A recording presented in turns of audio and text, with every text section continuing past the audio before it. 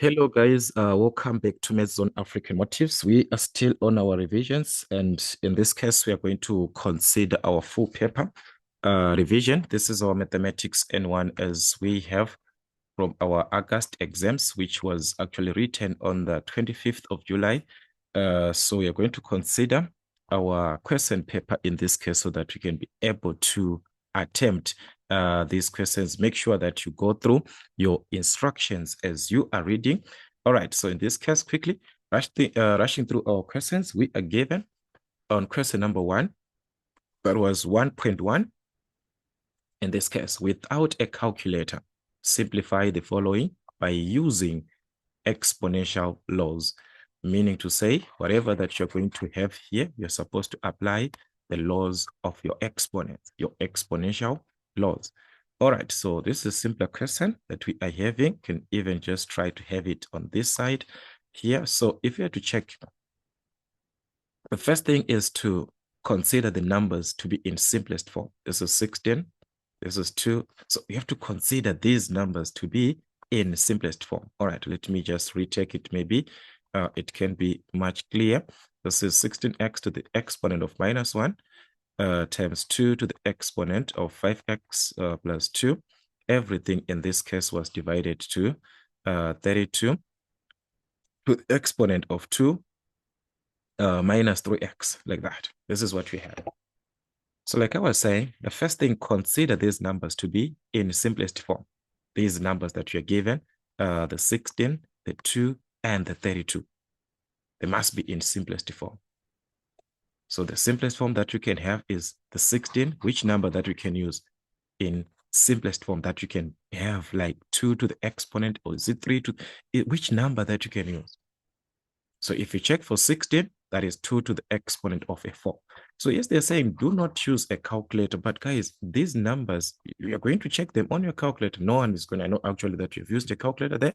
So if you have the calculator, use it to test these numbers until you get the number that is being displayed there. So this is what you do. 2 to the exponent of 3, you get an answer, which is 8. You move on, 2 to the exponent of a 4, you get an answer, which is 16. You can say, okay, that's 2 to the exponent of a 4. The same thing with this 32. You move on, 2 to the exponent of a 5, and so on. You see you get a 32. So the calculator is there as an assistance there, just to check the numbers. All right, so you saw that the 16 is same as 2 to the exponent of a 4, which is raised to the exponent of x minus 1, which you already have, times 2 to the exponent of what? 5x plus 2. Everything that we are seeing here, remember I said that 32 is same as 2 to the exponent of a 5. Everything that we are seeing here affected by x minus 3. So this is where you are. At this stage, what is it that you're supposed to do? There are brackets. On these exponents that we are having, they're also brackets. So what is the law? X, when raised to the exponent of a, and there is another exponent b, like that. These two exponents, they do multiply each other, a times b. Meaning to say, the 4 is allowed to expand the bracket. The 5 is also allowed to expand the brackets from this law. So in this case, we are going to expand. All right, let's start with the first part here that I'm indicating. X minus 1 affected by 4. And this part of 2x, 2 minus 3x affected by what? By 5. So that's the part that I'm talking about. So let's consider it's going to be 2, 4, distribute inside. So that's 4 times x, which is 4x, 4 times minus 1, which is minus 4. So we're going to have 4x minus 4 times, there is nothing to be done there, just leave it as it is, 2 to the exponent of 5x plus 2. And everything divide, we do the same thing, distribute the bracket by 5, that's 2 to the exponent of 5 times 2, which is 10, 5 times minus 3, which is minus 15x. There is x there. You are at this stage, we are done with the brackets. Let's consider now that we are working with simplified expressions, simplified terms, or exponents. But in this case, they must be a single term. As we can see, this is the best of 2 that we are having. There is a 2 here. There is a base of 2 here. There's also a base of 2 here. So what you just need is to understand how do they operate if they are in the same base. When multiplying, we do understand that x to the exponent of a times x to the exponent of b. When multiplying the bases which are the same like this, you add the exponents. So that's x to the exponent of a plus b. Division, x to the exponent of a, when divided to x to the exponent of a b, you're going to subtract the exponents a minus b. You subtract the exponents now. So this is what we are having. We can actually combine this to be a single part. Like we can say that the top part is a multiplication on the top here. It's a multiplication of the bases which are the same on the top here. So what are we going to do? We are going to add the exponents. So that was going to be 2 to the exponent of what? That's 4x minus a 4 like this. This one is same as a. Then we're supposed to add plus b. You're supposed to add this one. So this is just going to add. So it's plus. Guys, addition. There is no need for you to open a bracket, but it's supposed to be like this. Plus 5x plus 2 like this. But if you're adding, there's no need for you to open because the plus, guys, does not change anything. This is what you're supposed to do on this part of the top. And you're going to remain with a 2 like that, which is also having a 2 here in the denominator. There's a division. It's a division there. We are now to the division. What are you supposed to do if you are dividing? You are supposed to subtract. So for the division part, we are supposed to subtract. So it's minus, we subtract the exponent of 10 minus 15x like this. This one is supposed to be subtracted. We're supposed to subtract from what we got here. So whatever that we are going to get here, we are going to subtract this 10 minus 15x. We are remaining with the same base as we had here. You are going to remain with the same base of x, the one that we have here. So the same thing, the 2 that we had here is going to remain here as our base. The 2 is supposed to remain as one base, having one exponent, but that exponent must be simplified now. What are we supposed to do? Considering the issue of the brackets, expand and collect the like terms. So this is going to be 2 to the exponent of, so like I said in the previous case, that this is a plus case. So the plus here, just like there was a 1, so it does not affect anything. It's just going to remain as it is. So this is going to be 4x minus 4 plus 1 times 5 is going to be plus 5x plus 1 times 2. That's a plus 2. Then on this bracket, this is a negative 1. So it's negative 1 times 10, which is going to be minus 10, negative 1 times a negative 15. That will be a positive 15x. Negative, negative, that's a positive. So in this case, this is what you do. You have to collect the like terms now. When I'm talking about the like terms, I'm considering about the constants. I mean, these numbers on their own, which are the constants. The minus 4, that's a constant, all right? Consider the 2, consider the minus 10. These are the constants. So you combine everything there, guys. Like I said, even if you use a calculator, there is no effect there. But that's where the calculator can be used, okay? So let's combine minus 4 plus a 2. Then we're going to subtract a 10 from that, okay? So that was going to give us a minus 12. So in terms of the numbers, we are getting a negative 12 there. In terms of the numbers, you're getting a minus 12. All right. What about in terms of x? You do the same thing where the x is, which are the remaining terms that we are seeing, where our x is, you are considering this part, the 4x. Okay. You add the 5x. You add the 15x. This is the part of x that you are having. Okay. So let's try and see what we are going to have from there. Like I said, that's a 4 here. And we've got a 5 plus a 5 and a 15 plus a 15. All right. So this is what you're going to have, which is a 24, but this is x. So it's going to be 24x, which is what we are having in that case. All right. So it's going to be plus 24x like that. Okay. Which is very unusual for us to have something of this nature. You're used to a condition where you simplify and just get a single term. It can be like that. So this also, you can just rewrite it as 2 to the x, starting with the positive, this one. Starting with the positive is same as 24x minus 12. It's just one and the same, guys. Factoring out 2, it's actually a waste of time. At this stage, you're done because that cannot be simplified further. So if you check, that is what you're supposed to have using or simplifying using the laws of exponents, which are your exponential laws. You're supposed to know the laws to be used, which laws to be applied. That is the most important thing. So let's consider another question, which is 1.2. Simplify by using logarithmic laws. Working with the logarithms, this time we are given to simplify this using the logarithmic laws. Okay, the log of 20 in the base of 5 plus the log of 125 in the base, over 4. This is over 4 like this, but in the base of 5. Minus the logarithm of 5 to the exponent of -1 in the base of 5 like this. Okay, there were so many ways that we could have simplified this using the same law. Okay, let's start with this one, and I'm going to explain another one. If we can consider the same base, which is the base of 5, is the same base, which is the base of 5 to be considered here, the base of 5, which is actually important to notice that. Once you notice that you're working with the same base, then you can consider to say, okay, it's an addition of the bases there.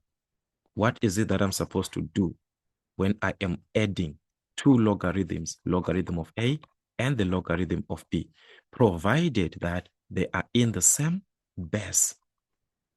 These two logarithms, provided they're in the same, they can write this as X, they can write anything that they want to present that it's the same base. We do understand we are going to multiply the numbers. So it's AB in that same base that you're given. In that same base, you have to multiply the two numbers. So if you're to consider that, you are going to multiply to say this is going to be, because I have an addition here. That's an addition. Here, it's an addition, these two. So I'm going to multiply 20 times 125 over what? Over 4. In the base of 5. I'm considering that I'm dealing with addition. So I multiply the numbers. This is my A, this is my B. So this is A times B under a single log. But if we consider on this other part, there is an exponent there. So which law can we consider which deals or which operates with an exponent? Remember that if A is being raised to the exponent of n, it is same as n, the log of A. An exponent can be used to multiply the whole logarithm like what we see there. So this exponent of -1, we can drop it to multiply our logarithm. So it will be minus and a minus, which is a +1 log 5 base 5. We can use that. We drop the exponent. It's a minus and a minus, which becomes a positive. So this is where we are. Remember, this is now a single logarithm. So we can multiply these numbers together and obtain a single number there. From these two, we can multiply and obtain a single number. Like what you're given, this is 20 times 125 over what? Over 4 like this. So if you multiply that 625, we are obtaining a single number there. All right, so this is going to be the logarithm of 625 in the base of 5 plus, okay, there's something here that you can also consider to say, this is log 5 base 5, guys. In your simplification, this one you're supposed to know it. Remember that the logarithm of A in the base of A is equal to 1, as long as the number here and the base are the same. So log 3 base 3 is equal to 1. Log 4 base 4 is equal to 1. So in the same sense, log 5 base 5 is equal to 1. That's a single number that you're going to have without a log. We are not going to have a log. There is just a single number here. This one. It is going to be represented with a 1. That is the case. So if it is going to be represented, guys, with a 1 like this, It simply means 1 times 1. 1 times 1 is what? That's a 1. It's now a number that you have there, not a log. No, the log is no longer there. The answer is a 1. So this will give us a 1. Then 1 times 1, which is a 1. All right. Now, how can we simplify the logarithm of 625 in the base of 5? If you check, guys, this is what you have. Your calculator can actually simplify this, but you're not supposed to use your calculator now. But you can actually prove it like this. The logarithm here, let's just put this log as it is. The log here, just put a base of 5, and this is 625. 625 like this. You can get an answer which is 4. So by this, guys, we can see that the answer is 4 already. We know that the answer is 4, but how do we simplify to get to that 4? The question is, how can we write this 625 in the base of 5? How can we write that in the base of 5 so that we can use this concept of log a base a is 1? So you need first a number raised to a certain exponent so we can drop that exponent. So the question is, 625 in the base of 5, it can be written as what? It can be written as 5 to the exponent of a 4. This 625 is 5 to the exponent of a 4 plus what? Plus a 1. Okay?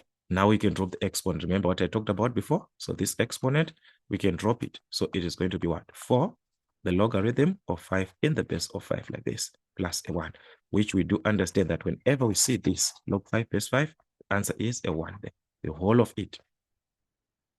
The whole of it is a 1. The whole of log 5 base 5. This one, it's a 1. So meaning say we've got 4 times 1. And what is 4 times 1?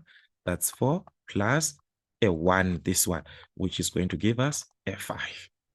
We are now just having a single number there, which is 5. So questions can be like that. Questions can be of this nature. Like I said, this is one way that you could have worked it that way. All right, let's see another way working with the same question, how we can actually simplify all this at once, apply our laws at once. Like what can we do? All right, that is another way. This one, another way.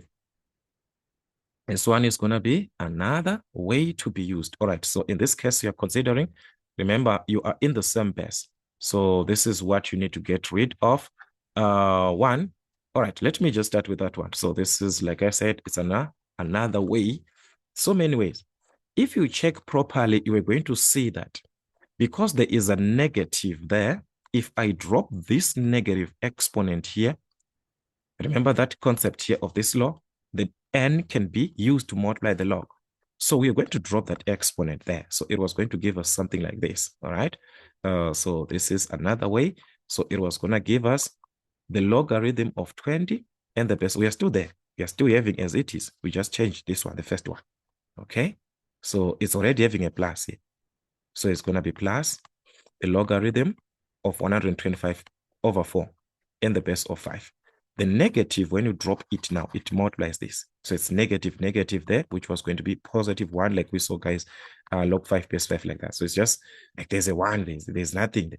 It's just log 5 base 5 with the 1. 1 times any number, that number remains as it is. So 1 times log 5 base 5, it just remains as log 5 base 5.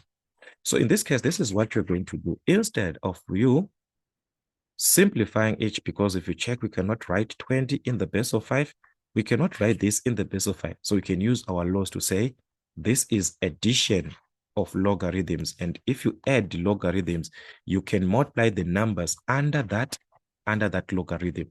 So meaning to say we can have that logarithm and multiply the numbers under that logarithm. Which numbers are we talking about? There is a 20 times 125 over 4 times a 5 at the end. Everything under that same base, the same base that you had. So whatever that you multiplied, it remains under the same base. And what is our same base? Which is the base of 5. Remember, the base that you're operating in the same base of 5, we remain with that same base of 5, but it multiplied all these numbers together. That will be the condition. So if you consider this, you're going to multiply everything and get a single number from there. This one, it was going to give us a single number from a single log. All right, so let's see, 20 times 125 over 4.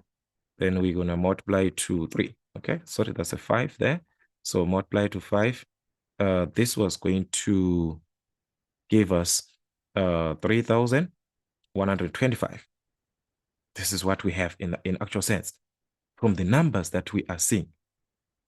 Okay, so with these numbers that we are having, we are now having it as a single log from there. Okay, so let's have it this way. So we are gonna have the logarithm of so this was 3,125. Okay, let's see what we are having there. Is it the one that I'm expecting? Yes, this is the one in the base of what? In the base of 5. That's just like that. So this is where you are. You have it as a single number like this. But remember, guys, you're supposed to have it not a log, not a single log, but just a number. So what is the answer to this one? So this is where I said, you can simplify this from your calculator and see what's the answer. Then you try now to figure out how to simplify it. Log in the base of 5 of what? 3,000. This is 3,125. It was going to give us an answer, which is 5. So it actually tells us that this number can be written in the base of 5 as 5 to the power of 5. It is same as 5 to the power of 5. So the calculator is just assisting you with it. So this can be written as this number in the base of 5. That is 5 to the power of 5. Okay, remember you're in the base of 5. So we are back again where the power is or where the exponent is. We drop this to multiply the logarithm. So it was going to be equal to 5. The logarithm of 5 in base of 5, this one, it remains as it is. The logarithm of 5 in base of 5, it remains as it is. Where the logarithm of 5 in base of 5 as it is represents a 1. Remember, I talked about log A in base of A is equal to 1. So if this is equal to 1, it simply means we are having 5 times 1. 5 times 1, which is what? Which is a 5. That's 5 times 1, which is simply equal to 5. So as you can see, we're having the same answer just like the previous case. So that's how questions can be like. You can, guys, this ones you can answer in the same way as long you're using the laws. As long you are using the logarithmic laws, you can answer in any way. Okay, so that was it, guys, for 5 marks. These are some of the other ways that you can have. If you have another one, let us know about your method. Maybe it can help us to simplify further in our revisions. Considering on 1.3, they are saying, write the following in exponential form. Minus 3 is equal to log of 164 in the base of 4. Remember, if you are writing a number, like what we can have, like the logarithm of A in base of B is equal to C like this. It simply means this can be written in exponential form as A is equal to the base here, B to the exponent of C. B to the exponent. So it's just a conversion. This is a log form. This is exponential form. So this is what we just have, guys. A log of A, a log of A. So this is our A. In the base of B, the base there, which is 4, is equal to C, the answer. Guys, this is the same way that we're talking about. So if it is written like this, that it's log of A in base of B is equal to, say, it's supposed to be A is equal to, what is our A in this case from this part? What is our A? Our A is 1 over 64. So 1 over 64 is equal to B to the exponent of C. What is the base? B 4 to the exponent of C.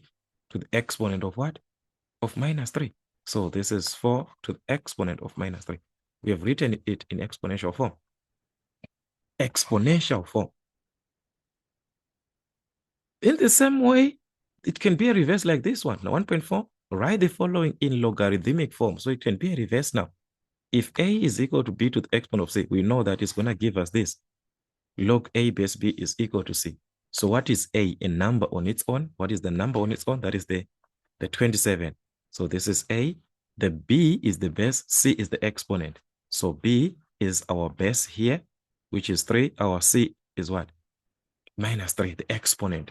So if we not understand that in exponential form, if something is written like this, it can be rewritten as this, which is the logarithm of a. What is our a? Our a is 1 over 27. In the base of b, what is our b? Our b is the base there, which is 3. In the base of 3, it must be equal to c. What is our c? The exponent, which is minus 3.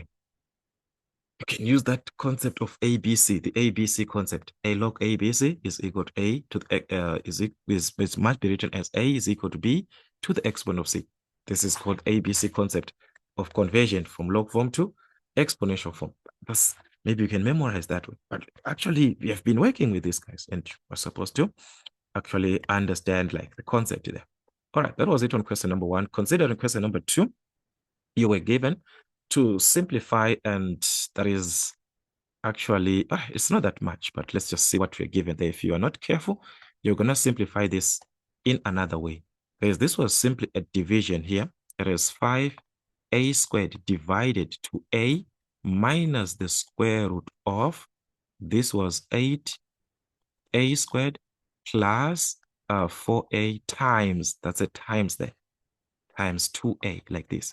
So they wanted you to very good with your board mass also. Remember your revision, considering where there's a lot of science. As we are dealing with our laws of exponents, board mass also has to play a role because they were subtracting terms.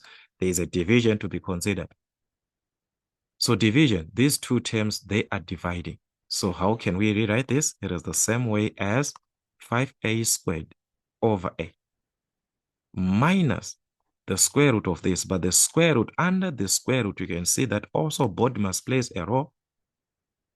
If there is no division, we consider multiplication first. There is a multiplication here before you add. There's a multiplication of these two terms.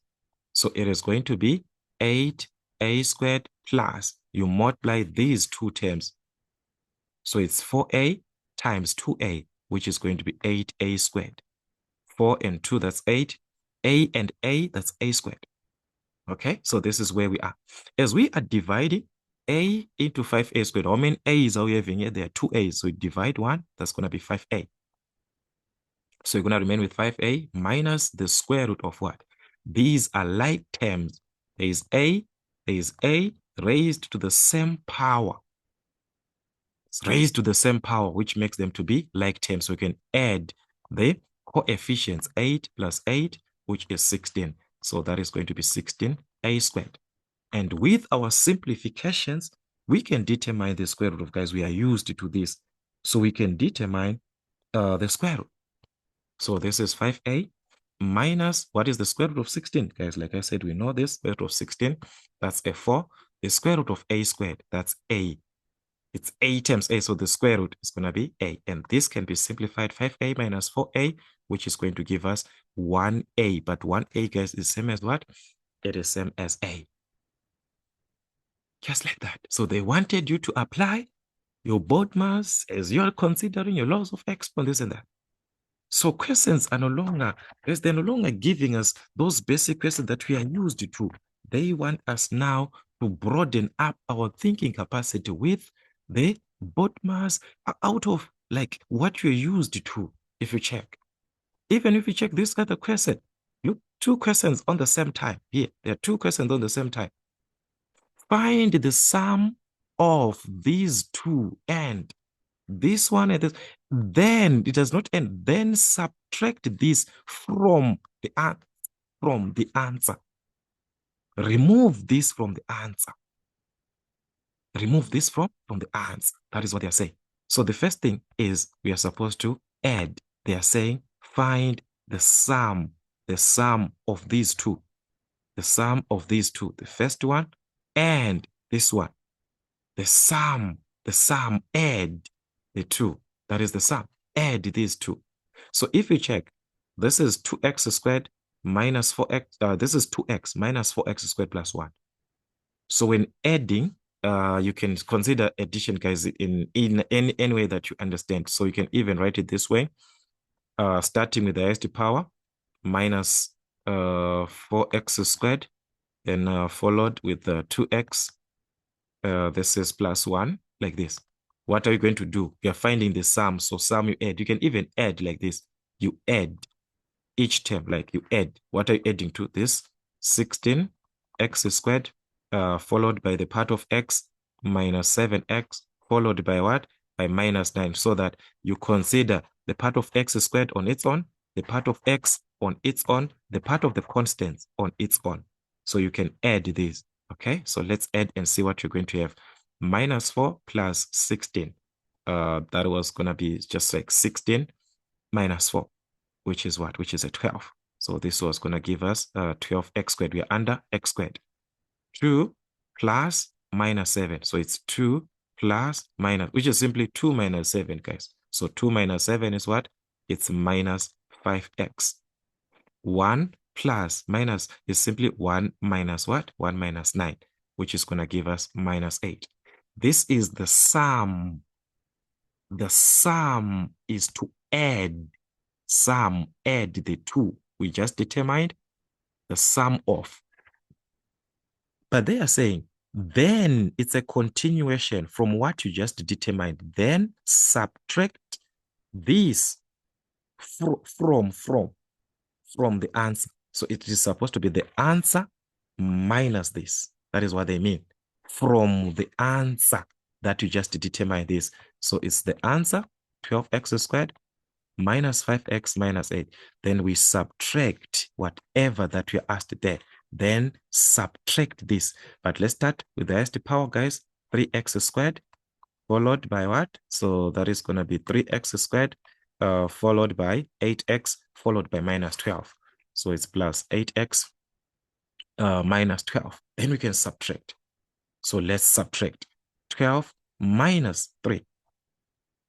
12 minus 3, what are you going to obtain? That's a 9. 9x squared. Minus 5 minus 8. So it's like this. Minus 5x minus plus 8x. So it's simply minus 5 minus 8x. That is going to be what? That is what we are having. So this is 8x. Is it a plus 8x or it's a minus 8x? This one. It's a plus 8x originally here. All right. So this one is a plus. So at the end, it will be a minus and a minus, which is going to be negative 13x. So this will be a negative here, plus and minus. So it's going to be negative. Then minus 8 minus 12. So it's like this, minus 8 minus 12. So at the end, it's a plus. Minus 8 plus a 12, which is going to be a plus 4. So that's how questions can be like. You're done. Having it this way. So the way that you add up your terms, you can even open the brackets, guys. When they say add this, you can open the two brackets, you add, then subtract. You where that when you subtract, considering the terms, the like terms, okay, and also the issue of sign, the sign that you're using. A minus affects everything that is inside of the given bracket. A minus, it affects everything. All right. Question 3, factorize fully the following expressions. 3.1, fully factorize the following. 3.11, you are given, that is a squared x squared minus 3a squared xy. Remember, you're supposed to factor out the highest common factor. Okay, considering these two terms, a squared and a squared is a common term, so you can actually factor out the a squared. If we check, there's x squared and there's an x. So you take the one that has got the smallest power, this one. When you consider the highest power, you take the one with the smallest power when it is like that. So you're going to take x instead. So it's going to be a squared x as our highest common factor. This is the one that you factor out. Okay, so you factor out the highest common factor. Then with that, you divide. So it's this one divided to this. What are you going to get? A squared x squared, you divide to this, which is a squared x. So these we're going to cancel. They are the same. X into x squared. It's going to be x. There are two x's there. So if you divide, you're going to remain with 1x. Doing the same thing, that is what you're going to have on this part. There's a minus. So it's going to be 3a squared xy divided to this term as it is, which is a squared x. The a squared and the a squared, we're going to cancel. The x and the x, we're going to cancel, and you remain with 3y. So with this, you're done. This is in simplest form, as we can see. You cannot factorize anything where there's nothing that is common. That is to be in simplest form, to factorize fully, to fully factorize. Nothing is supposed to be common in between the two. On 3.12, there were so many ways that you could have answered this question. We are given 2x into the bracket of x minus 1 minus 6x squared into the bracket of 1 minus x. All right, the first thing that you can consider is that they are already brackets, but these brackets, they are different. If we check, this is x minus 1. The other bracket is 1 minus x. They are different. So let me just ask a simple question. If we are given something like this, how are you going to factorize it if they were the same? Like, let's say there is 1 into x plus 1 plus maybe there is a 2x here, and there is x plus 1. How are you going to factorize? Let's say you are given something like this, where the two brackets that we are seeing here are exactly the same. X plus 1, there is also an x plus 1 here. The brackets are exactly the same. How are you going to factorize? You're going to take the common bracket of x plus 1 out. You factor it out. X plus 1, you remain here with a 1 in another bracket and a 2x combined together in another bracket. So they wanted to disguise you guys so that you just take those brackets and think that, okay, it's the same thing. No, check properly. These two brackets, they are not the same. This is x minus 1. The other one is 1 minus x. So the first thing, make these two brackets to be the same. Either one to look like another one. So how can we make this bracket here to be like this? How can we make it to look like this? How is that possible? By factoring out a negative. Okay, this is what is going to happen. If you factor out a negative here, if you factor the negative out, like you factor out a negative, if you factor out a minus, a negative, what is going to happen? I want you to see what was going to happen. It was going to be like this, a minus like this. You factored it out. So it's going to be plus and plus minus this one, this one, this one. Divided to a minus, it was going to be minus 1. Minus x, this one. Divided to a minus, it was going to be a plus x. Minus 1 plus x, guys, and x minus 1, they are the same. X, it's having a positive. 1 is having its negative. So it's same as minus into x minus 1. It's the same, just that we can start by writing with x. So this is what you're supposed to do. But the minus that you have factored out, it has to affect whatever that is already there. There's a minus 6x squared, remember. So it is going to affect that. So meaning to say, it is going to be minus and a minus, which will change the 6x squared to be a positive. But the brackets now, they are the same. So in actual sense, or in simpler terms, guys, once you see that the brackets are not the same, there's just a matter of like this one. One, it's a minus b. Another one, it's b minus a. Okay, that is the concept. They're just the same letters or same condition that you're seeing, the same presentation, but only that another one has changed to say A was positive. There, look, A is negative. B here was a minus. On the other part, it's a positive. Once you see these guys, you can write one bracket as another. You can write this B minus A here as A minus B with a negative outside. It will be just like that. They are the same. That is how you make one to be equal to another one.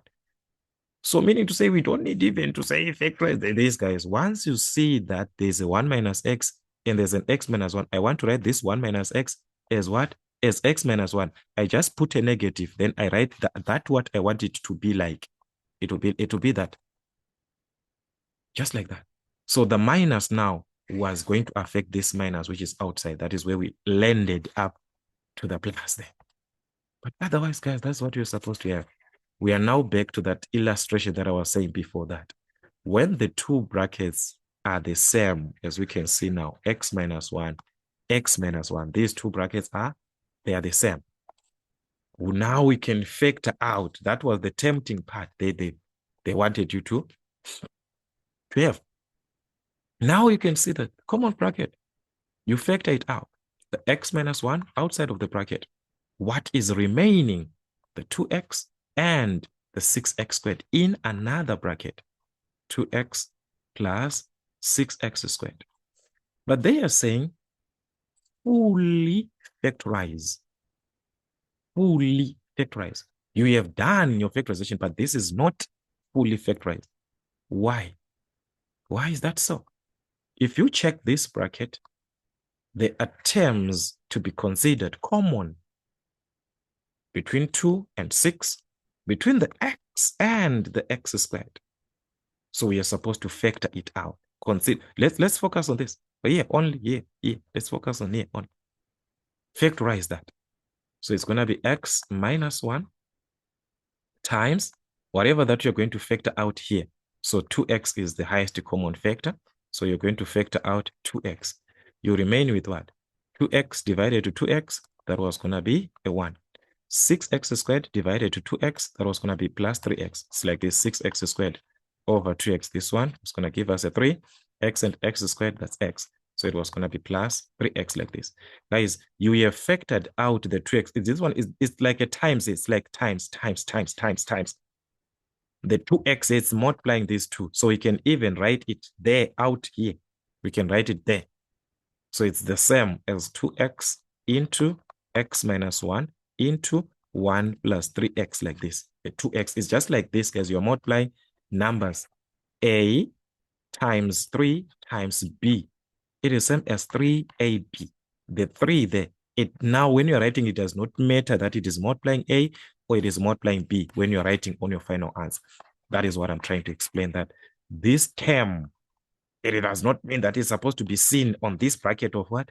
Of 1 plus 3x on. So yes, you could have written it like that, 2x into 1 plus 3x like this. Then you write this one of x minus 1 on the other part like that. It's fine. But it does not mean that they're supposed to see it closer to that bracket. No. Multiplication, guys, can be written in any way that you want. Okay? So that is how our question was going to be at the end. You factorized fully. This is to fully factorize. Nothing is common between the two brackets. Not to say after factorizing, you check one bracket, you see there's a common term. No. It is not supposed to be like, there is supposed to be nothing left common in between. All right. Simplify the following 3.21. There is a minus there of a fraction. This minus here, be careful. It is not affecting this A. It is not affecting this A. It is affecting the whole fraction as it is. So it's a minus like this. A, okay, so it's going to be minus A plus 6 over A. Like the minus here is affecting the whole fraction. Okay, divided. Remember, if there's a division, you introduce a multiplication and invert the second fraction, interchange the second fraction. So it will be A squared over what? The minus 6A, the minus A, this one. It's minus on 6, minus on A, which we can factor out, all right? So minus A plus 6 over what? Over A times, as it is, we are still under multiplication. So this is A squared, but checking, you can see that the minus there is common. So we can factor it out and you remain with the 6 plus A. Guys, writing 6 plus A and writing A plus 6 is the same. So we must understand that these two are the same. And with that knowledge alone, it tells us that we can cancel these two brackets because they are the same. So we can cancel the A plus 6 and this 6 plus A. They are the same. The minus and the minus now can cancel. There is A in the denominator. There is A squared. How many A's are we having here? There are 2. So we remain with only one A there. So meaning to say we are having A that is remaining in the numerator. And what about the denominator? There's nothing. It's just a 1. So it's A over 1, which is same as what? Which is same as A. So the answer is just the A there in the numerator. That is how we can simplify this. So these are your typical questions, guys. You just have to be careful how they present these questions. 3.22, again, you're asked to simplify, that's a fraction. And in this case, you can consider your addition, subtraction concept, considering that you're given two denominators like that. And you know of the LCM or the LCD, you can find that. Okay, that's 3.22. You're given 2 over what? This is 3p squared q minus 3 over what? 8pq squared. So if you consider what is the LCM or the LCD of the given terms and numbers that you have, let's consider 3 and 8. You can consider 24 in that case. 24, p and p squared, the one with the highest power. If you consider, guys, the LCD, it is the LCM. So if terms are common like this, you take the one that has got the highest power. Remember, I said for HCF, you take the one with the smallest power. For LCD or LCM, you take the one with the smallest, with the highest power now. The one with the highest p squared, highest power. In terms of q squared, highest power. This is our LCD or our LCM. So let's divide. LCD divides to the first denominator. What are we going to obtain? That is 24p squared q squared divided to the denominator which is 3 p squared q. 3 into 24. That's 8p squared, and p squared was going to cancel the q into the q squared. It's going to remain with 8q. So meaning to say the 2 that we are already having there is going to multiply 8q, the answer that you're obtaining after dividing. You divide whatever that you get, you multiply to the numerator. So that is it. You divide. So you're going to divide again on this one. Whatever that we get, we multiply to the numerator, not forgetting that there is a minus there. Okay, so it's going to be minus. Let's divide. So it was going to be like this, 24 p squared, the q squared, our denominator, divided to this, which is divided to 8pq squared. The q squared and q squared was going to cancel. P into p squared, get a p. 8 into 24, which is a 3. So you're going to get a 3p, which has to be multiplied to the 3 that we are seeing, but having a minus. So that is 3p like this. So this is where you are. At this stage, you can just multiply your numbers. 2 times 8, that is 16q, minus 3 times 3, that is 9p, everything over what? Everything over 24 p squared, q squared. There's nothing that we can do at this stage. There's nothing common in the numerator. That's not a difference of 2 squares where we can have p squared or q squared, something like that. We do not have that. So means that this is not a difference of 2 squares. So do not be tempted now to start now applying difference of 2 squares where it is not applicable. Do not use where it is not applicable. All right, let's consider on 3.3, determine the following from the algebraic terms. Okay, we are given these two 3.31, the prime factors of each term. Prime factors, like writing as prime numbers, the 72 as a product of its prime numbers. 72, remember, you can divide by 2. 2 into 72, that is 36, or just 72 divided by 2, 36. Again, you can use 2. 36 divided by 2, that is 18. You can divide by 2. 18 divided by 2, that is 9. This time we cannot use 2. We can use 3. 9 and 3, that is 3. 3 and 3, that is 1. So meaning to say 3.31 like this. 72 a squared, b to the exponent of 3, c to the exponent of 4 can be written as 2 times 2 times 2, 3 times like this. You can write 2 times 2 times 2 times 3 times 3, which is same as 3 raised to the exponent of 3. 2 is multiplying itself 3 times. So that's 2 to the exponent of 3. 3 is multiplying itself 2 times. So that's 3 to the exponent of 2. Okay, but not forgetting that there are these ones, a squared, the b to the exponent of 3, and also the c to the exponent of 4. These ones are just already in simplest form. So these are as a product of its prime factors, the prime factors of each. It can be in exponential form, or it can be like this. They did not specify that you're supposed to write your answer in which format. So you write in the way that you want there. The same thing with the 108. You do the same thing, the smallest number 2. 108 divided by 2. That was going to be 54. By 2 again, 54 by 2, that's 27. 3, that's 9. Divided by 3, that's 3. 3, that's a 1. So if you check, we still have the same condition. So it's going to be 108 a cubed b squared c to the exponent of 5 is equal to what? 2 times 2. So it's supposed to be like that. 2 times 2 times 3 times 3 times 3 like that. But guys, 2 times 2 is same as 2 squared times 3 times 3, 3 times the same as 3 to the exponent of 3. Then these ones, they just remain as they are. A to the exponent of 3, B to the exponent of 2, C to the exponent of 5. They just remain as they are. So considering these, that is our answer, we're done. They are saying the prime factors of each term, this term and this term. These are the prime factors. So we have written these prime factors in index form. This is a format called index form when you write in terms of powers in exponential form. From this, the question is now determine or find the lowest common multiple, the LCM. I have talked about this as we are answering.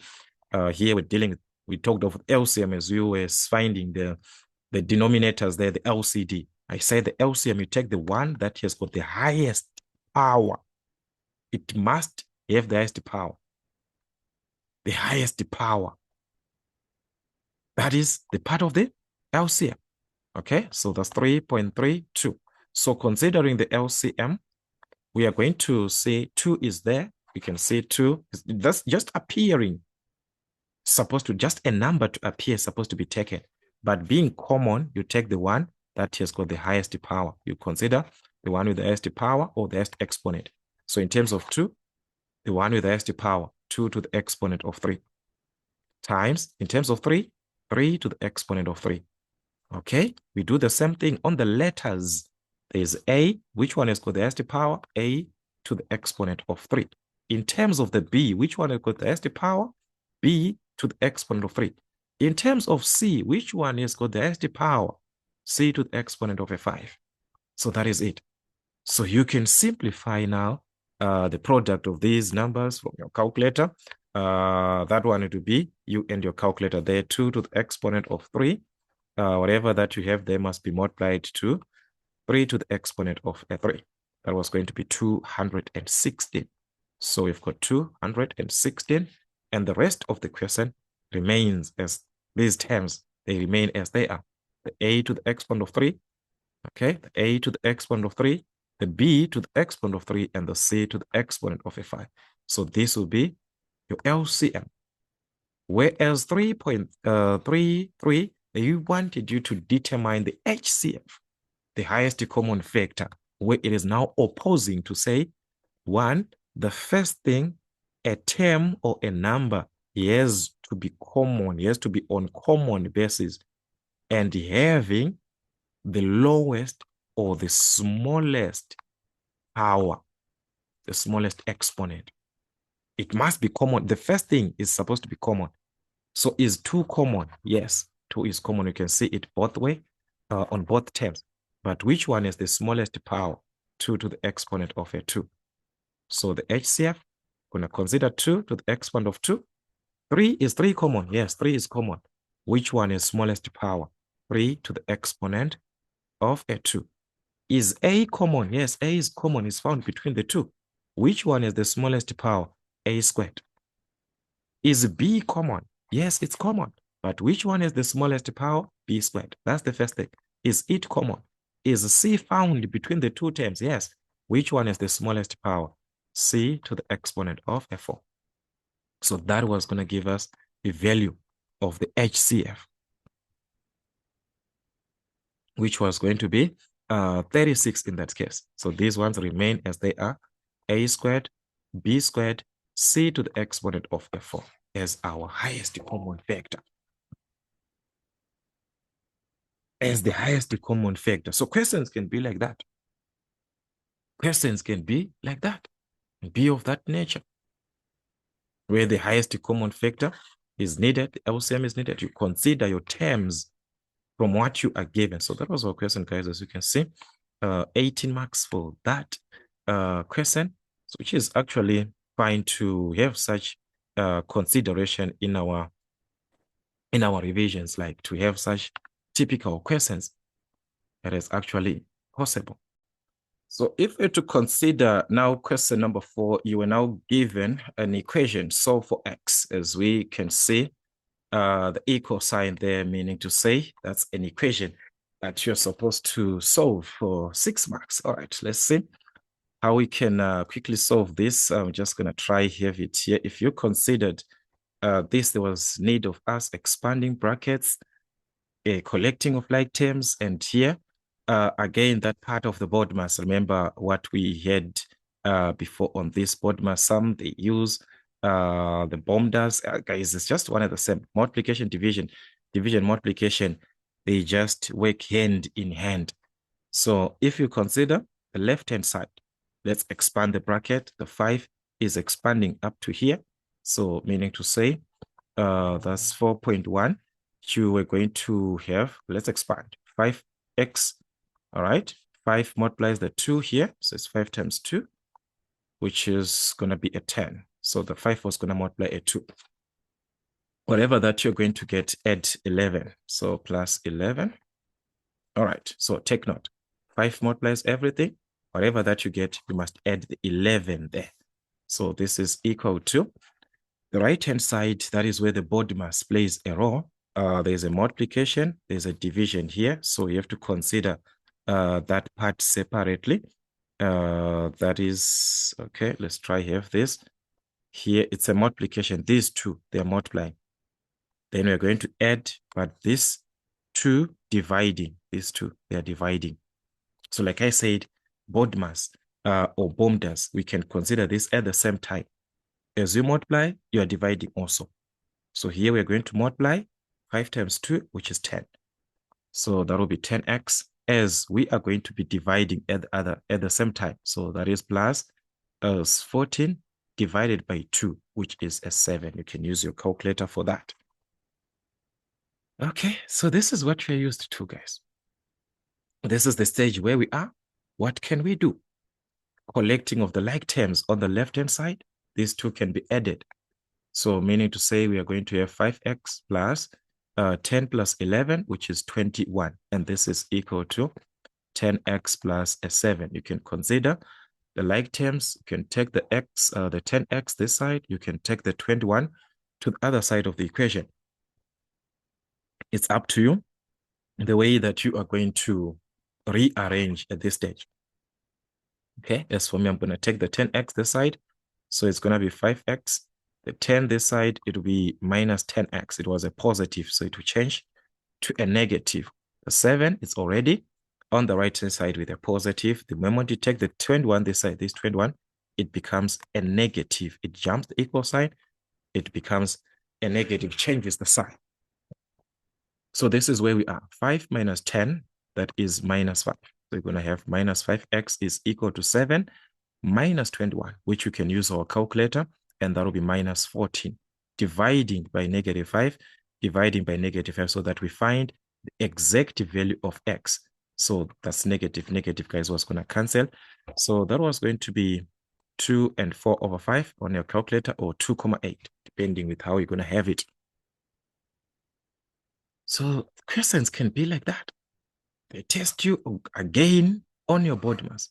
So for 6 marks, I think that was going to be fine if you work it that way, depending with the way that you actually understand. 4.2, manipulate the given formula and make x the subject of the formula. From this formula, you're asked to make x the subject.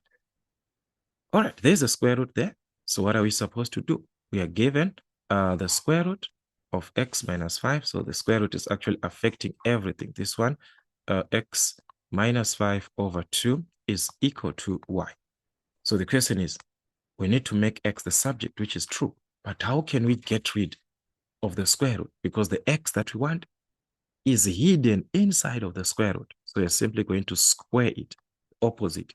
You square both sides. You are removing the square root by squaring. So it means you're left with what is inside of the square root. And what is inside of the square root? The fraction x minus 5 over 2, which is equal to y raised to the exponent of 2, which is y squared. Okay, this is a fraction. Remember, this also can be written as a fraction, same as over 1. So what can we do? We can cross multiply because we have two fractions, one on the left, another one on the right. We can cross multiply. One multiplies everything on the left-hand side. So that's x minus 5, which is equal to 2 multiplies this term. So that's 2y squared.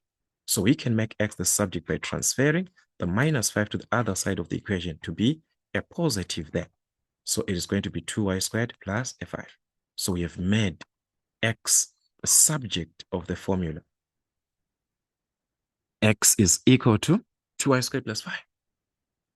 So 4.3, it was actually a continuation. This one, if you check on 4.3, it's actually a continuation. They're saying use the answer in question 4.2, which means whatever that you calculated in 4.2, and substitute. They're saying use the answer. So this is our answer here. Substitute into the answer the following values to calculate x. Now you need to find x. If y is equal to minus 3, determine the value of x. If y is just a substitution there. In place of y, you substitute minus 3. Substitute. All right? So that's 4.3. So meaning say x is equal to 2. In place of y, you substitute the minus 3. So that is minus 3, but raised to the power of 2. Like that, plus 5. So guys, just like that. And this was just 2 marks. So substituting is enough. And writing the answer is actually enough for us to obtain the 2 marks. Yes, we can write that minus 3 squared is same as a positive 9 plus a 5. Then x is equal to 2 times 9, which is 18 plus a 5. Then x is going to give us 23, guys. This whole part is not necessary. From this stage, you can just write 23. X is equal to 23. It's enough. 1 mark and 1 mark for the answer. So for 2 marks. So it was going to be like that. It was a continuation from the previous question. Continue from there. A wheel rotates at 168 revs per minute. Convert to, it was supposed to be revs per second. So it's just converting. It's minute here. That has changed. Now second. So a minute, we understand that in a minute, we've got 60 seconds. So it was just a matter of dividing a minute. This minute, you put 60 there. So it's going to be, that's 4.4. So we're going to have in revs per second. This one, you're converting to revs per second. So it was going to be 168 revs over what? Per minute. Each 1 minute, it's 60 seconds. So it's now revs per second, the answer that you're obtaining. So simply divide, guys, 168 divide by 60, which was going to give us 2.8. The answer, like I said, in revs per second. Just 1 mark. 4.5 you are given. That is a condition. Convert 0.78 hours. These are hours. Convert to minutes and seconds. How do we convert to minutes first before we talk of the seconds? The 0 there is showing us that we do not have, it's less than an hour. If it was like this, 1.78, 2.78, 3.78 hours, like these are hours. These numbers, the whole numbers that we see here, the 3, the 2, the 1, it represents the number of full hours. How many full hours we have like covered? How many hours has been covered? So like 1, 2, 3. But there's a 0 there, meaning to say it's less than an hour that this we haven't covered. We haven't reached an hour. We are still talking of the minutes. We haven't reached an hour. If there was 1.78 like this, then we're going to ask this question as in hours, minutes, and seconds. So you would take the 2 and you say there's 2 hours. What is remaining? The 0.78 hours. You convert it to minutes. So now we do not have that like there's a 2 there because of a 0 that we are having. So we simply convert an hour is equal to how many minutes? 60 minutes. So how many hours do we have? 0.78. Convert them to minutes. Simply multiply by 0.78. 0.78 times 60 minutes. We are converting to minutes. That's the idea. So if you multiply, you are going to obtain 46.8 minutes. This is what we have, 46,8. So the question here is, we need minutes and seconds. So you're not going to write your answer like this because they need to be separated. So the comma there is separating, guys, to show us the whole number here that we are seeing here, this whole number. It represents the number of full minutes, the full minutes covered, the whole number that we are seeing. So meaning to say we have covered 46 minutes. We have covered 46 minutes. And what is remaining is the decimal. If you remove this 46 here, if you remove it, what's going to remain? 8. You are remaining with 8, which is 0,8 minutes remaining. A decimal that is remaining after covering 46 full minutes. You remain with 0,8 minutes. This one, it's less than 0,8 minutes, guys. When I say a comma, 0, it's a decimal of a minute. It's actually less than a minute. So the remaining part, the decimal part here, is the one that you convert to seconds, just like what you did here. The remaining part of hours, you converted it to minutes. So the remaining part of the minutes is the one that you convert to seconds, because the answer is needed in minutes and seconds. So in a minute, how many seconds do we have? 60 seconds. So 0,8 minutes is how many seconds? Simply going to multiply 0,6 or 0,8 times 60.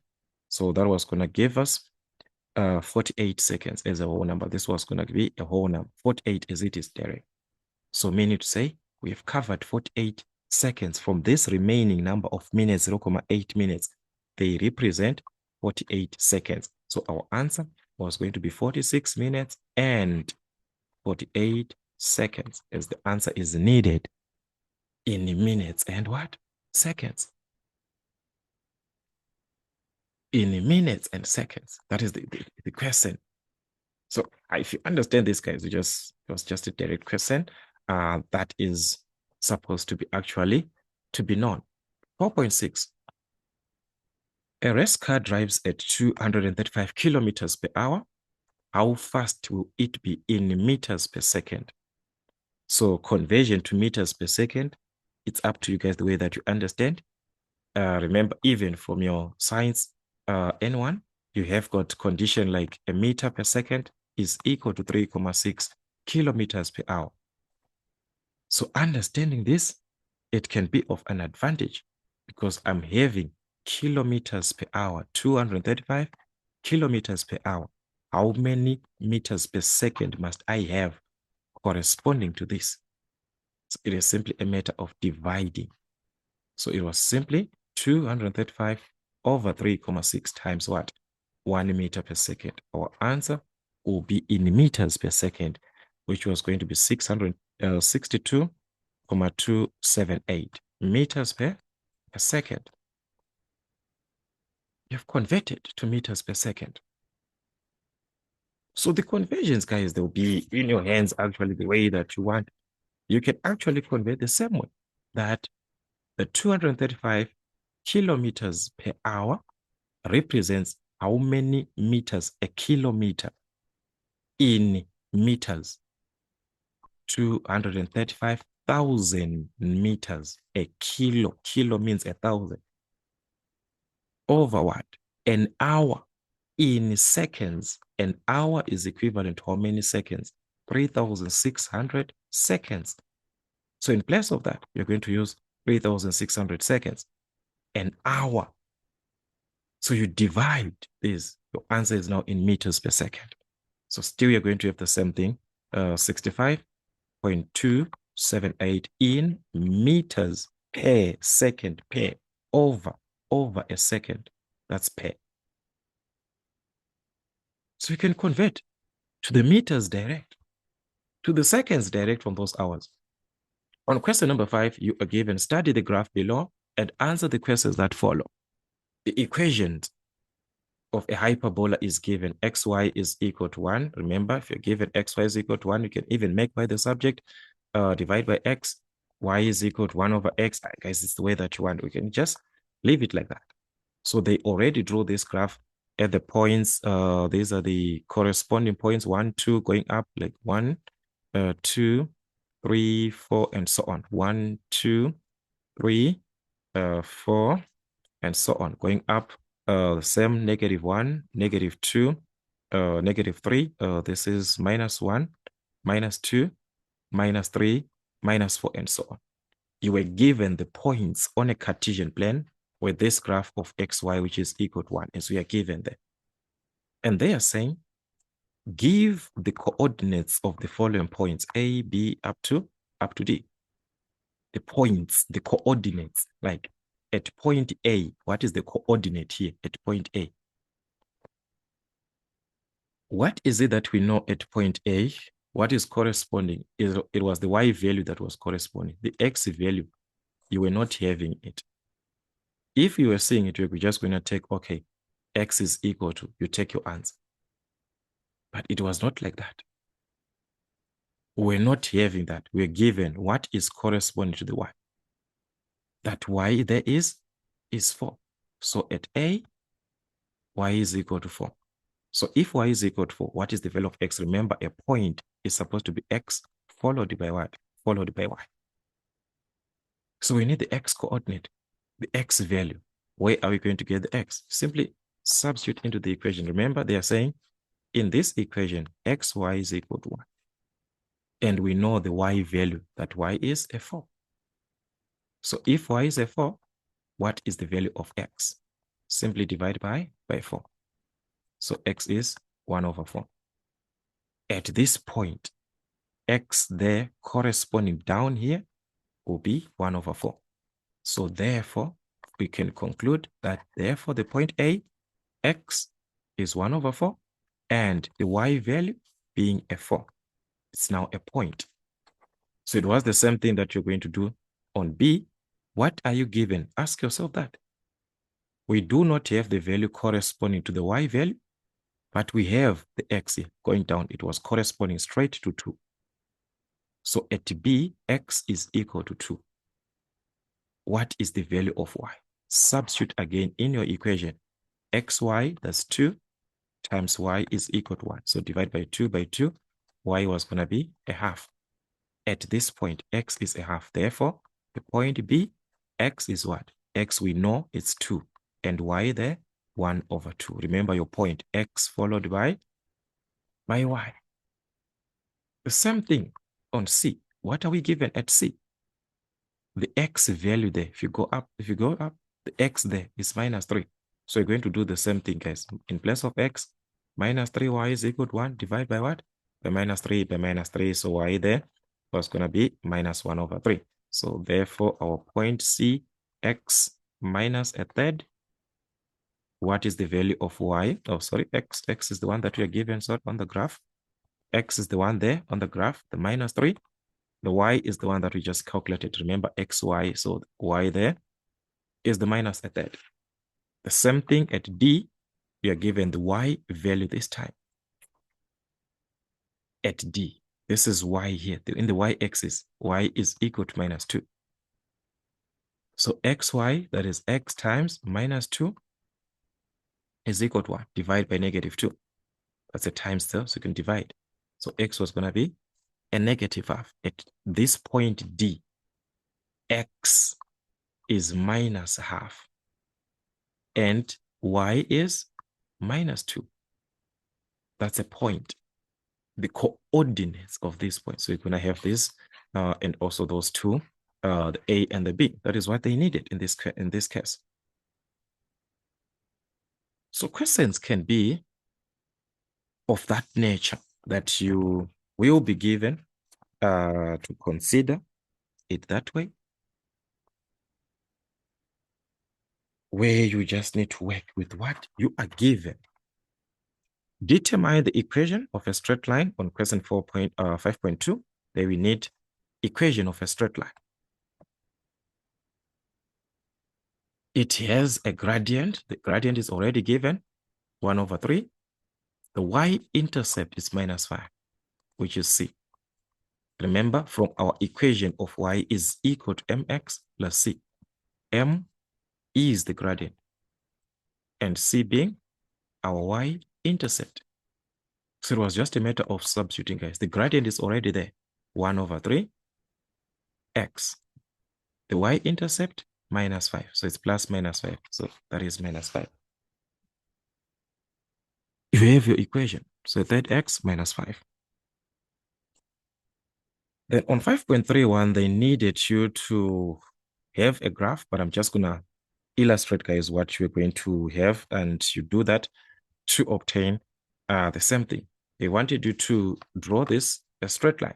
Draw both lines of y is equal to, that's 5.31, we're given the graph of y is equal to minus 4 over 3x minus 4, and that of y is equal to minus 2 on graph paper. We're going to use a graph paper.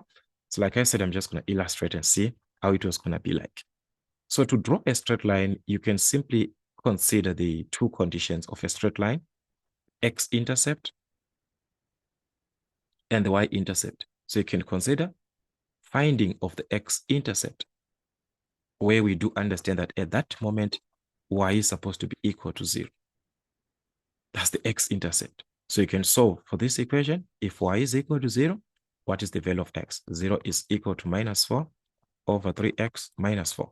Take the minus 4 this side, it becomes a positive. So 4 is equal to minus 4 over 3x. So how can we solve for x? Let us solve for x. Simply gonna multiply by 3. Multiply by 3 so that we get rid of this. That's 3 times 4, which is 12, is minus 4x. So simply divide by negative 4 both sides, guys. You have the value of x, which is a minus 3. At this point, x is minus 3 at the x-intercept.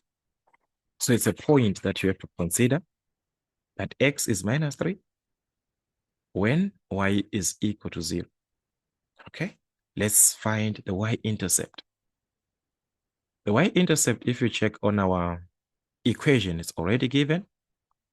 Remember the y-intercept, minus 4, constant. Or you can just use the concept that x is supposed to be equal to 0. So if x is equal to 0, y is equal to what? Minus 4 over 3 times 0 minus 4. You're going to get a minus 4. So that's a point, 0 minus 4, x and y. Just like that. With this concept, you are going to actually draw a line. So I'm just going to illustrate how it was going to be like. Then you actually have to present your graph in that way. Like I said, I'm just going to show you just a sketch of what it was going to just look like. Then you actually do the proper illustration on your graph. Okay, so just gonna have something of this nature. Let me just use this one. So remember, we need our x and y. Okay, this one is too big anyways. Let's see. Let's just leave it like that. And we also need our x-intercept, the side. So let's say this is what you're having. Definitely you're gonna have your coordinates marked from the 0 here. Right, this is, guys, where am I actually using these broken lines? While at least we have something that has got continuous lines, which is a continuous line. So guys, I just hope, okay. I do not want this. Please. Very sorry, guys. Very sorry for that. That one is what's gonna waste my time, guys. It's gonna take a lot of my time. So that's why I'm avoiding that by all means. So that, guys, we can have revision, all of us, because others, they also do need to have their revisions, and also other subjects, guys, they need to be done. So let's just sim you perfect from your graph paper. So you're going to have your points, definitely x and y. Then you're going to have the 0, 1, 2, according to your scale, -1, -2, -3, -4, -5, and so on. The -1, the -2, the -3, the -4, the 1, 2, 3, and so on in the y values. So you're going to mark first it was the x-intercept. Remember, it's a point that lies in the x-axis. In the x-axis, x is -3. So you're going to mark a point like this. In the y-axis, that's the y-intercept. Y is -4. The y value, 0 minus 4, at -4 like this. So these were the points that you were going to have. And with these 2 points, you're going to join them now to produce or to have a straight line passing through these 2 points. Passing through the 2 points, having a straight line. That is how it's going to be like. Where at that point, on this line, you can write your equation. That's our equation. Remember, it was y is equal to -4 over 3x minus 4. Thus, you have drawn a straight line using x-intercept and y-intercept. Yes, you can have points like from -4, you substitute a point, then you mark those points because it's on a graph. So you can take advantage of that, which is one and the same. Another graph, it was of y is equal to -2. This one, we do not need a table. We do not need any special thing. Y is equal to -2 throughout. Where is y equal to -2? This is a horizontal line which passes at -2. A horizontal line like this, which passes at what? At -2. Like this, passing through -2. Horizontal line, which means this line is actually parallel to the x-axis. That's the line of y is equal to -2. It must pass through the y-axis at -2. That's the condition. So those were the lines that you're supposed to have, but on the graph. And they are saying, indicate on 5.3 where the 2 points, where the 2 graphs intersect by reading. All right. They were supposed to say where the 2 graphs intersect. Okay, that is to intersect, like intersect, so that you understand the way that you are used to, guys. Intersect, the point of intersection where the 2 graphs meet. By reading it from the graph, by reading that from the graph, they do meet at this point. So you can just indicate this point. Then we read it. Already we can see that the y value is corresponding to -2. Then the x, you are going to take it on your graph, straight to the graph with your ruler, straight to the graph. The value that was going to correspond there, that is the x value. So reading that, you're going to see that point, it was going to be in between -1 and minus. It was going to be in between. That point was representing -1,5. So meaning to say, if x there is -1,5, what is the point here? All right. So our 5.32, in this case, the point, it was going to be -1,5, the value of x.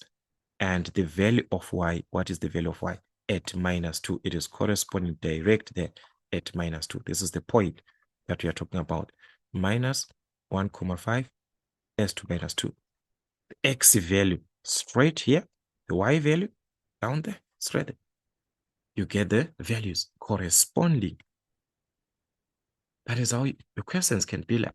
So guys, you have to be very careful in your presentations, how the questions are given. How are you going to attempt that typical question as well? On question number 6, we are given that 2 swimmers on a beach discover a lighthouse. So there are 2 swimmers that we have, first one and the other one. So these 2 swimmers, what they did, they discovered a lighthouse, which is here, on a small island, not far from the shoreline.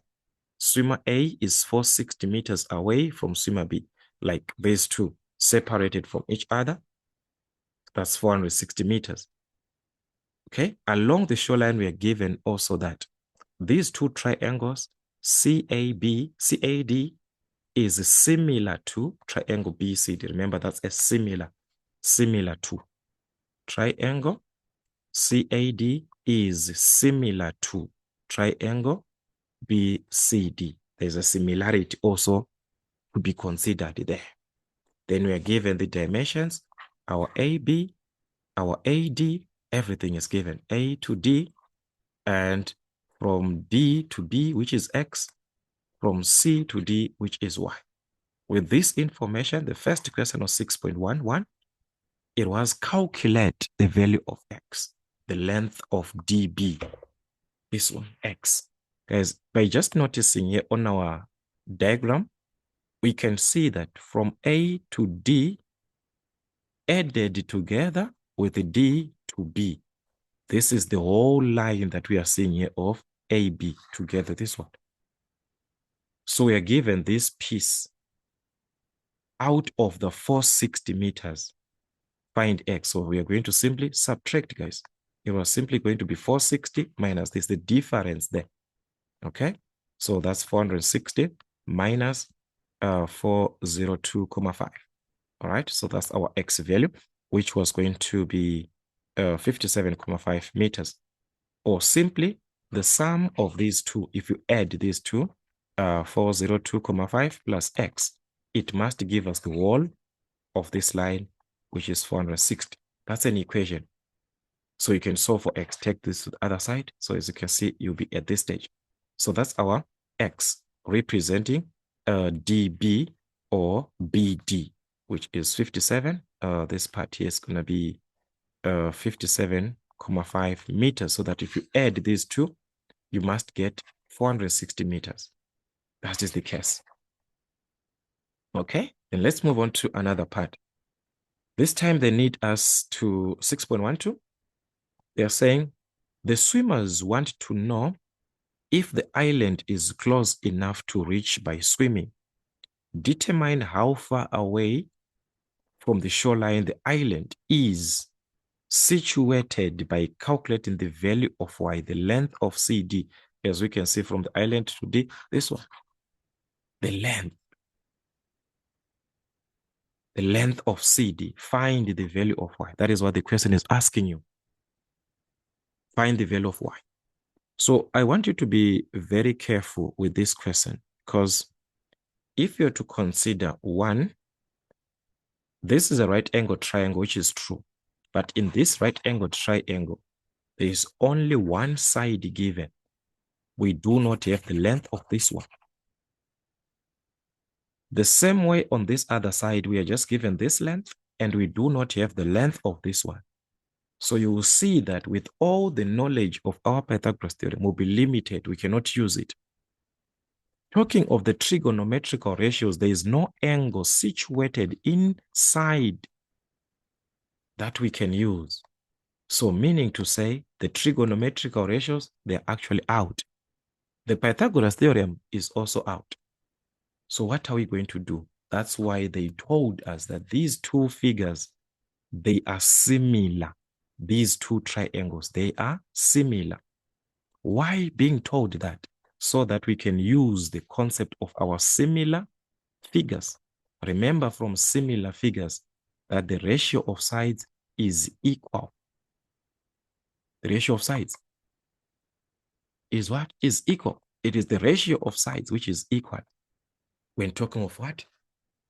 Similar triangles. Which ratio of sides? From C to A over 1. From B to C. It must be equal from A to D over what? From C to D. This must be equal from C to D, okay? C to D over what? From B to D. That's how you take that. This is the ratio of sides. And I'm saying it is equal to, that's why I was saying this ratio is equal to this. This ratio is equal to. From that ratio of sides, try to find out if there is a ratio which consists of the CD, which is the Y that we are given there, and any other part which is completely given. So if I was to check, I was going to check this first part, CA over BC. CA, this is CA. BC, this is our BC. Nothing is given. There's a Z here. Here, there's nothing. So it's a waste of time to focus with this because there's nothing given. There's nothing here given. Let's move on. AD, from A to D, we are given the length. CD, from C to D, that is the one that we need to calculate. The other one, CD, this is the one that you want to calculate. BD, we are given BD. So that ratio is the best to use of the last two, these ones. So we are going to say these two, they are equal. AD over CD is equal to CD over BD. So we can't use this one, we just leave it aside. From this, we can substitute, guys, and see what is going to be our answer. What is AD? From A to D, we are given already 402.5 over CD. The CD is the one that you want to calculate, which is represented by what? By Y in that case, is equal to the same CD that we are seeing there. So that is a Y again over BD. What is our BD? The BD is the DB that we calculated on item 1. This one, the first one. And we got there 57.5. So that is what you're going to have. At this stage, you can calculate the value of Y because this is now an equation. We are now talking of an equation to be solved where we can do the cross multiplication, guys. So that's Y times Y, which is Y squared is equal to the product of these two. So you're going to multiply 57.5 and 402.5. Having the answer there, which is going to be actually 23,143.75. You can introduce the square root to remove a square there. So that is Y is equal to the square root of this, which was going to be 152.131 meters. That is the length from C to D. The length from C to D, that is the value of Y. So if we have used the similar figures concept to say, if two figures are similar, the ratio of sides is the same as long they are similar. You're going to consider that. All right, let's consider the concurrent. Okay, so this one of isosceles. They're saying name the properties of an isosceles triangle for 2 marks.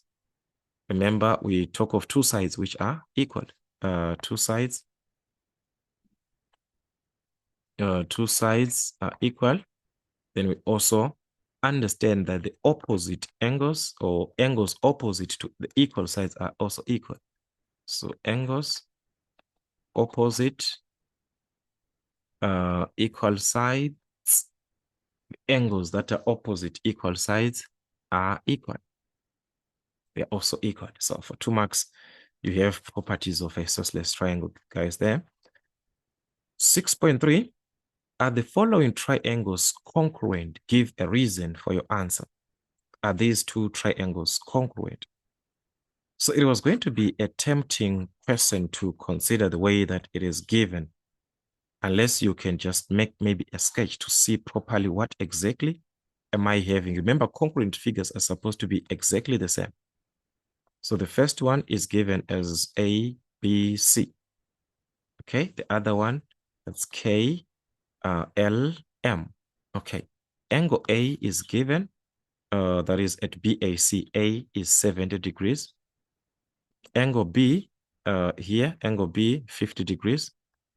Angle C, which is 60 degrees. This is what you're given. And you're also given the sides like AB, this one is 6 centimeters. AC, from A to C is 3 centimeters. B to C, which is 4 centimeters. These are like the dimensions that we are given. If we are to consider that the K, we are also given angle K according to this. This is KLM. So angle K is given as 70 degrees. Here, K. Okay, M, 60 degrees. This is our M, 60 degrees. L, 50 degrees. This is what we have. So do not be tempted because one, remember similar figures, they can give us a condition like this, where the angles are the same. Similar figures are actually equiangular. If you talk of similar figures, they are taken from angles which are equal. So let's put the sides and conclude to see if truly they are congruent. K to L, from K to L, this is 3 centimeters. From L to M, from L to M, this is 6 centimeters. From K to M is 4 centimeters. is it corresponding? No, guys, it's no longer corresponding because we expect 50 to be opposite to 3 centimeters. But this side, 50 is opposite to 4 centimeters. So these two triangles, they are not congruent. They are not. Rather, we can say they are similar, not say congruent. They are not congruent because of that condition. If you take it on a diagram, properly on a diagram, we can see the 60 is corresponding to 3. Here, the 60 is corresponding to 6. It's supposed to be same. If it is 6, it's supposed to be 6, it's supposed to be 3, it's supposed to be 4. It's supposed to be exactly the same. The two triangles are supposed to be exactly the same. So here they are saying, are the following triangles congruent? So that's a no. The reason is the two triangles are not the two triangles are not identical. They are not identical. They are not exactly the same, right? They are not exactly the same. That is to be identical. They are not. If they were exactly the same, then we can say they are congruent figures. But these ones, they are not exactly the same. So we cannot consider this. On question number 7, you're given the graph of y is equal to sine 3x. Determine the coordinates of A, B, and C. So again, we are back to that type of a question where these are the x values. And along this, we are talking of what? The y-axis.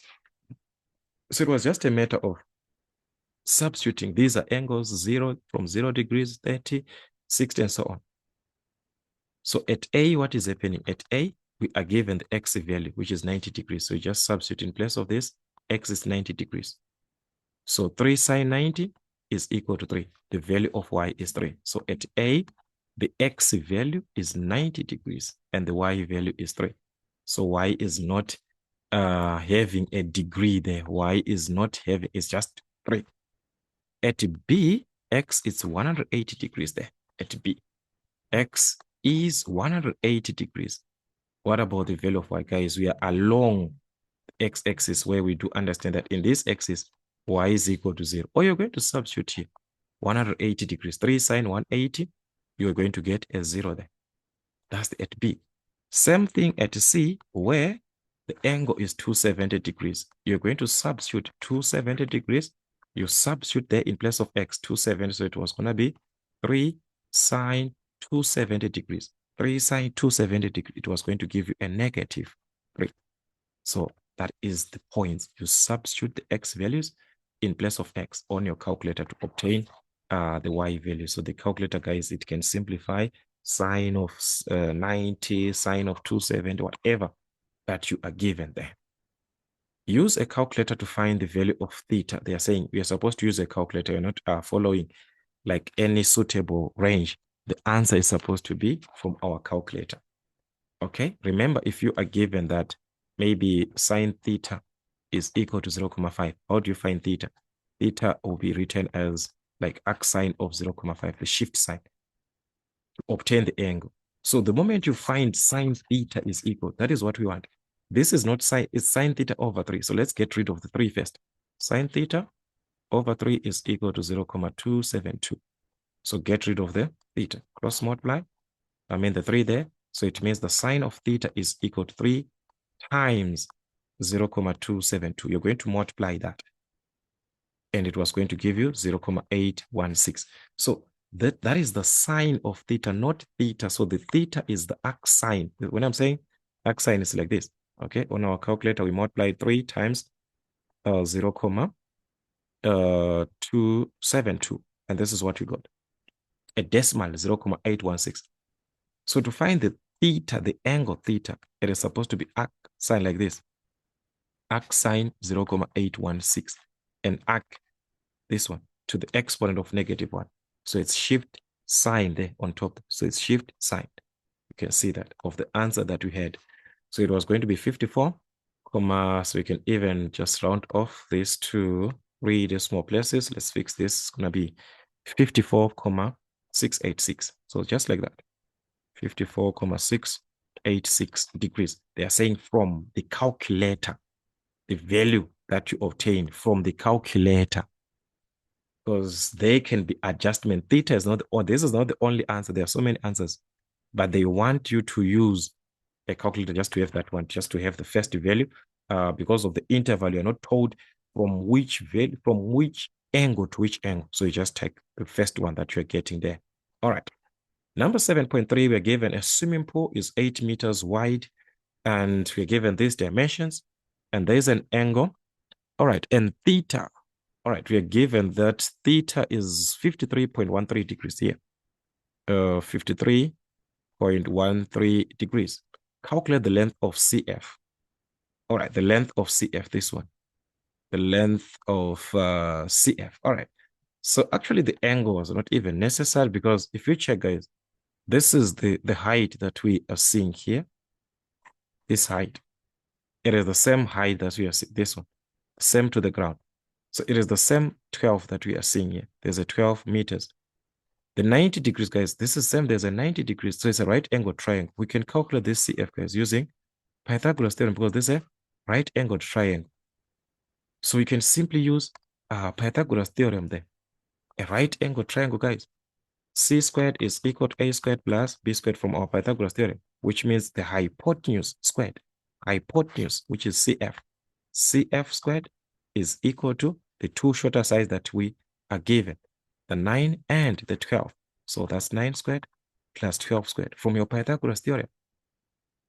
So you're going to simplify this. All right. That was going to be 225 if you add everything. Then from there, the square root. So that's going to give us the value of CF, which was going to be 15 meters. So it depends with what you are given. What are you given there? So you must be careful with the information that you are having on your presentation. We are given the size from here to here is 12, and this one we have that one. All right. What if we wanted to consider the angle? Like we've got the angle in that case. All right. This information, if we are to check, let us just see, because we also have the angle there. So you're going to consider the angle to say, this is 12. So this is opposite. And what you want to calculate is the hypotenuse. So the sign there is going to be opposite over what? Over the hypotenuse. So it was going to be like that. Like the sine of theta is equal to the opposite. Like this is our opposite, which is 12. Let's just write the angle there. Remember, or SOHCAHTOA. So the sine of the angle, 53.13, is equal to the opposite, which is 12, over the hypotenuse, which is CF that you want to calculate. So you're going to cross multiply this part here, calculate CF. So it was going to be CF, the sine of 53.13 degrees is equal to 12. So we need CF. So simply going to divide by sine 53.13. Okay, so if we divide by this one, we remaining with, so you have to divide both sides. Sine 53.13 degrees. So this was going to cancel like this. We remain with CF. So your CF was going to be 12 divided by sine 53.13, which was going to be 15,00000, which is equivalent to 15. So that's our CF, which is simply 15 meters. It's another way that you could have calculated the same CF. Pythagoras theorem was there for us, guys. Why making that way? We can just use our Pythagoras theorem. But for the fact that the angle is given, you can use the angle as well, which is an advantage in your simplification. So if you check, they just give us a repetition of the same swimming pool, same condition that we had, and we calculated this side. Remember, yes, we got our 15 meters. This is same as the 12 meters, but is it going to help us on this question? Let's see. They're saying from this swimming pool, calculate the volume of the swimming pool in cubic meters. So this one is just a cross section that we are seeing. Remember volume we're going to consider the cross-sectional area, like what we see on the base, like here, we see this section here, this area that we are seeing. This view is same as the view that is there from A to the ground there, like that, going to D. I think, as you can see, our 3D concept, the view just like this one. There's a view just like this on the other end. That view from this one that we see, this view that we have here, from this view that we are seeing, to that view that is hidden inside the one that I did not share that one. Or maybe if I just do like this, maybe you'll see it. Maybe you'll see it. Let me try. It's only that these 3D, guys, but you can see the 3D, that's the advantage of it, guys. You can see what's happening there. But this is the section, this one. There's a section that is hidden, this one. This one. To the ground. This section. This section. Going up like this. All of this section here. This one. This piece. This is the piece that I'm talking about. So it will be like this. To the ground. Let's just hope you understand me, guys. Here, like this. This is the section that I'm talking about. This one. So they are saying, what I'm simply saying is that from this section here, this one with the part of dotted lines up to D, are you seeing that this section is exactly the same as this one? Is the same as this view that we are seeing. So you can consider that as your base area. Then the height, you consider it from A to B, from one view to another, the difference in between. That will give us volume. Remember, volume is base area times height when you're given a cross-section of this nature, where one view is same as what you are seeing on the other view. You can consider your volume as base area or the cross-sectional area. So it's base area or cross-sectional area times the height from one shape that we are saying is this to another one. So the question was, what is our base? What is the shape that we are seeing here? It's a trapezium. So we are going to consider calculating the area of a trapezium, or you're going to consider it into two, because remember, you are given, this is also 12. So you consider area of a rectangle, length times width here, length times width, plus this area of a triangle, half base times what? Perpendicular, the area of this. So you can multiply, guys. You get this one, 5 times 12 on its own, which is 60. So here there is 60 square meters. You will find the area of this other part, half base times perpendicular height, half of 12 times 15. Half of 12 is 6. And 6 times 15, you're going to multiply 6 by 15, which is going to be 90. So that's 90 square meters. So there's a 90 square meters. Okay, then you simply add these two, 60 plus 90, which is going to be 150. The whole of this section, it will be having 150 square meters. That is the base area. You can calculate it that way. Or you can just consider to say it's a trapezium, the whole of this section.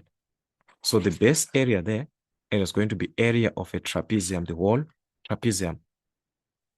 It's half sum of parallel sides times perpendicular, the trapezium. The sides which are parallel, B, C, and what? E, F. So it is going to be half of the sides which are parallel from B to C plus E to F times the perpendicular height, the part that is B to E. That is what you're going to have. Half base times perpendicular height. I mean, half sum of parallel sides times the height that is affecting the sides which are parallel. We are talking of the areas, the base area, the cross-sectional area, not the volume, only the part of the cross-sectional area. The part of the cross-sectional area, only that part of the cross-sectional area. This is the one that we are relating. All right, it happened the way that, no problem. Let's just try it, guys. See, these are some of the things that we actually do face as we are going through these revisions, guys. So a lot of things, these softwares, they just sometimes misbehave. So now it's no longer clear. So let's just see to finish up. So that is from B to C. We say the whole of this line is gonna be what? That is 5 plus 9. The 5 there and the 9 is going to be 14. plus this other side, which is parallel, which is 5, then times the height, that is the 12 going up. So you're just focusing on the area, like I said. Okay, so that was going to be 19 here. And this half of 12 is 6. Then you're going to multiply the 19 and the 6, which was going to be, all right, 19 times, which is 114, guys. There's something, 114. All right, what happened with this one, guys? We said here is 60. It's supposed to be the same answer here. Remember, I said 5 times this, which is 60. 5 times 12. 12 times 6 now, guys, because of these interruptions now. Just like what is happening with these softwares. All right, no problem. Let us just finish up and see what we can do. This was 12. And this was 9. Half of 12 times 9. This was supposed to be 54. Where am I getting the 9? What happened? This is 12. Guys, where am I taking this value here? It's half of 12 times the length here. This one. The 9. From here. Here, this one. The 9 here. 12 and 9. This is 9 here. Very sorry for that. Very sorry for that, guys. So it was going to affect this part. I think that's why the software just dragged. It was like, where are you going with these wrong calculations? All right, so this is 54, 60, and the 54 together. The 60 plus 54, which was going to be 114. All right, so now we are on the same page. This was going to be 54 square meters. So we add, which is what's going to be 114 square meters. All right, so this is what you're going to have as your area. As you can see, is the same answer. Our area in square meter. This is just the area. So this one, I'm separating it because the way that you're going to calculate was going to differ. Were you going to use triangle by triangle, or you're going to use the trapezium? But after calculating your base area, remember volume is base area times what? Times the height. So the volume now will be the base area that you calculated here, which is the same of 114. With this base area, you multiply the height that I'm talking about is the distance that I was referring from one section to another section, which is the 8. This one that is separating these two figures that we are having. So it was going to be an 8 there. So the product was going to give us 912 cubic meters. We have the volume now in cubic meters. So it can be like that in cubic meters. So from there, they're now saying if 1 liter is 1,000 cubic centimeters, calculate the total volume of water that the swimming pool can hold. Give your answer in liters. All right, the first thing, it's a liter. 1 liter is 1,000 cubic centimeters. That's as we have got how many cubic. So you have to change now because our volume here is 912 cubic meters. That's our volume. As our volume is 914, 912, 914, as you say, this has just affected everything. All right, 912, even the mode of recording, it just goes aside. But anyways, let's just finish. So with a cubic meter, how many cubic centimeters do we have in an actual manner? Like that is because they related in terms of cubic what? They related in terms of cubic centimeters. So you must change what they gave us. This is what they gave us. They said a cubic is 1,000 cubic meters, 1,000 cubic centimeters, I mean, from what you are given. A liter. So let's consider to say, what about this cubic meter? What is the relationship between a cubic meter and the cubic centimeters? That one is you is supposed to know it. You are the one who is supposed to know it, that one. So that is equivalent to 1 million cubic centimeters. Remember, a meter, it has got 100 centimeters. Cubic, you raise to the exponent of 3 like this, to the exponent of 3. So it's 100 to the exponent of what? 100 raised to the exponent of 3. If you take 100, you raise it to the exponent of 3. It is going to give you a million. 6 zeros. That is what you're going to have. That will be 6 zeros. So if you do understand that Then what about the 912 cubic meters? It's how many? You're going to multiply by 1 million. So it was going to be 912 million, like this, cubic centimeters. We have converted to cubic centimeters. Why? So that you can convert to the liters, because they gave you a relationship that is from cubic centimeters. So if you understand that this 912 cubic is equivalent to this 912 million, what is now the amount, the liters that you're going to have now? What will be the liters? You simply have to divide by 1,000. Whatever that you are having here, just divide by 1,000. You are converting now to liters.